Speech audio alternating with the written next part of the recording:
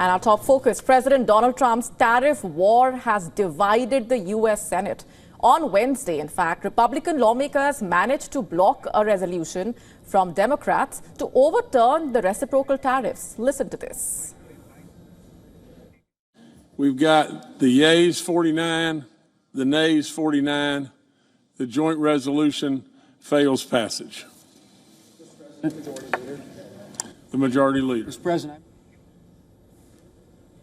And this is the second tariff-related bill that reached the Senate table after Trump's tariff announcement last month. The tie vote on Wednesday successfully blocked an attempt to overturn Trump's tariffs, giving the U.S. president a congressional win despite Republican lawmakers also being wary of the implications of reciprocal tariffs. And ahead of the vote, U.S. Vice President J.D. Vance quoted Republican lawmakers to assure the leaders that the Trump administration continues to make progress on trade negotiations with many countries. Many Republicans have called the vote a political stunt by the Democrats, while the blue camp says that Republicans backing Trump's trade war will have dire consequences. And the divide over Donald Trump's tariff war has only increased in the past month, while the U.S. president continues to defend his decision for the good of the American economy and long-term positive impact.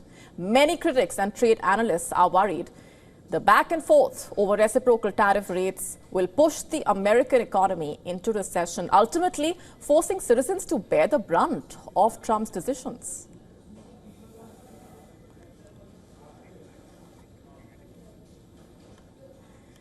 And that's just a sample of what the consequences look like as far as Donald Trump's tariff war is concerned in the aftermath of what happened in the United States. The concerns have been on the rise on the ground as well, and within the sectors that have been closely monitoring the impact in the aftermath of Donald Trump's tariff storm.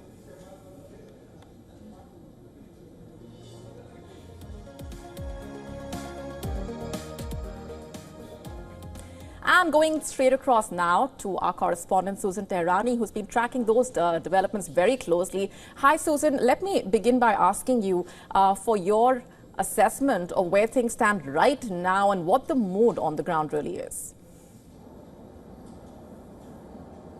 Yeah, so it was a tie, as you mentioned, 49 to 49. That's why this bill didn't pass. It just really shows even a small majority in the Senate and the House, really how Trump's agenda is being helped. Any party, really. You had Rand Paul, Lisa Murkowski, and Susan Collins, three Republicans who sided with the Democrats in hoping to pass this bill where the president would need congressional approval for the tariffs. That didn't happen. And so the president's policies are going to continue. But it also really signifies not only a win for President Trump, but also this sort of, I mean, although it's minor, Molly, there's a little bit of an infighting about President Trump's economic policies and the tariffs within the Republican Party. And ultimately, while his cabinet is completely on his side, lawmakers in Washington, some of them are concerned about their constituents and how these tariffs may or may not affect them. Right. Stay with us, Susan. Let's also get our viewers up to speed with the latest on how U.S. Defense Secretary Pete Hegseth spoke over the phone with his Indian counterpart Rajnath Singh, and the phone call, of course, coming after the U.S. urged India and Pakistan to work together to de-escalate tensions. And earlier, the U.S. Secretary of State Marco Rubio spoke with his Indian counterpart, External Affairs Minister Dr. S. Jaishankar.